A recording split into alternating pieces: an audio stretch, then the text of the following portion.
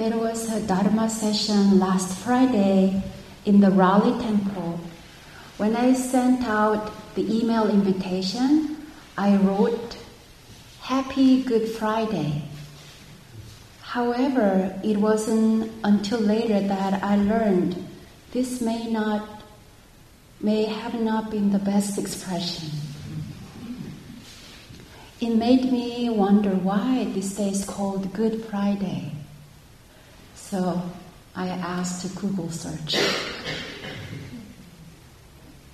Good Friday is the day Christians honor Jesus' suffering and death as the ultimate sacrifice to redeem humanity. It is followed by Easter, in which Christians celebrate Jesus' resurrection from death. Still, why call the day of Jesus' death Good Friday instead of Bad Friday or something similar? Some Christian traditions do take this approach. In German, for example, the day is called Karfreitag or Sorrowful Friday. In English, in fact, the origin of the term good is debated. Some believe it developed from an older name, God's Friday. Regardless of the origin, the name Good Friday is entirely appropriate because the suffering and death of Jesus, as terrible as it was, marked the dramatic culmination of God's plan to save His people from their sins. Whenever Easter weekend approaches each year, I feel a deep connection with Easter. Good Friday and Easter resonate in my heart as they remind me about the Dharma of death and rebirth, or the Dharma of letting go and transformation. I also feel the spirit of the Easter connects to the celebration of Sotaesan's great enlightenment. For 20 years, he had searched and practiced, trying to discover the ultimate truth. Towards the end of his search, he was almost near death because he was hardly eating or sleeping and was not taking care of himself. But after his great enlightenment on April 28th, he was reborn. It is like a resurrection because it was a true and complete transformation. Thanks to his spiritual rebirth, numerous Dharma practitioners like us have also followed his path to transformation and rebirth.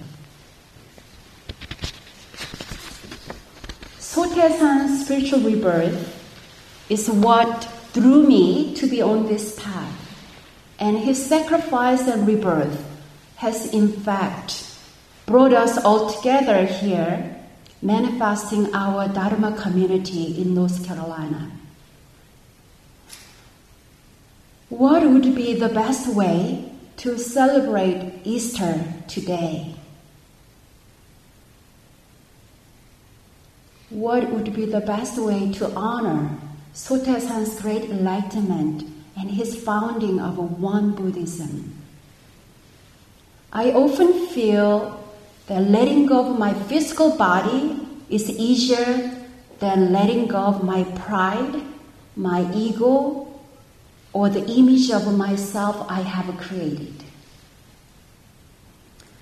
During Reverend Gill's visit, he challenged me about my practice. Some of his advice was quite strong and harsh. Before that, I thought that my practice and my Dharma work were pretty good. But after hearing his comments, I started to wonder, if I was even qualified to be a good spiritual leader. Whenever I tried to explain myself, he said, "Too many excuses, no buts." I told him, "You make me feel miserable." And he said, "That's good." When we are used to hearing compliments and positive encouragement, we may end up believing that these nice words are our true selves. But when someone is giving constructive feedback or advice, sometimes we take it gratefully and sometimes we push back. One of Reverend Gil's guidance made me reflect that I was not meditating enough and not meditating correctly. And sometimes I practice meditation as a part of routine, losing touch with the essence. In order to be reborn, I need to let go of myself, my ego, what I have accomplished, and the ways in which I believe I am right. And that can be painful. I often connect this painful process of letting my self-image go to the image, to the suffering of Jesus dying on the cross on Good Friday. Reverend Gil often shared a story about one of his practitioners, Professor Jung, who is one of the most prominent philosophers in Korea.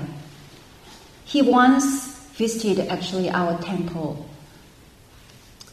Through emptiness training, guided by Reverend Gil, Professor Jung realized that all the concepts and great knowledge he had acquired and developed were completely fake.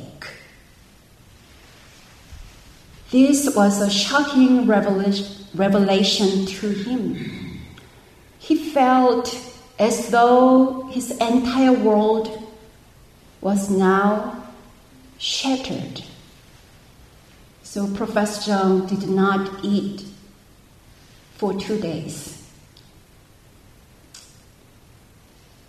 Before Reverend Gil's challenge, I felt good that our temple focuses on meditation practice more than any other temple. Folks like our meditation sessions and retreats. I felt good about how I meditate and how I have led people in their meditation practice. So I felt I'm pretty good, leader. But I now realize that my self-satisfaction has entrapped me, and it could cause me to lose the essence of why I am practicing. In order to be reborn, I have to let go of my ego and pride about my practice and about our Dharma community. During Tanzan training workshops, Reverend Gil said to the participants, "You have not learned about Tanzan at all." My ego voice immediately whispered to me, "No, that is not true. I have been teaching them about Tanzan centering for more than 10 years. But I have learned that there were some parts of Tanzan centering that I was not sure about. For example, previously we talked about our Tanzan being located 2 or 3 fingers below our navels. But Reverend Gil explained that our Tanzan is exactly located just below the thickest part, not this part, thickest part of 3 fingers. So you can practice now, right below your navel, thickest part. Also, he pointed out that when locating our Tanzan center, the finger we use to guide ourselves to find it needs to be perfectly vertical. So we are not missing the exact spot. Sometimes it's hard for yourself to do that, or somebody needs to help you. If you had a chance to listen to Reverend Gill's teaching during his visit, anyone remember the 2 key words that Reverend Gill taught? 2 key words about timeless meditation. 2 key words. Started with the A. It started with a W. W-H-O-L-E, wholeheartedness. And the other word started with a P. You like this word? Peacefulness. Yes, peacefulness. These are 2 key words he emphasized over and over. So you came to our temple today, and some of you have been very regular and consistent. When you came to this Dharma meditation session, we have a 20-minute quiet sitting. During that quiet meditation sitting, how was your meditation? Were you able to be fully present with your present moment and place? Or did you spend most time playing with the thoughts or sleepy? When we chant, what's going on in your mind?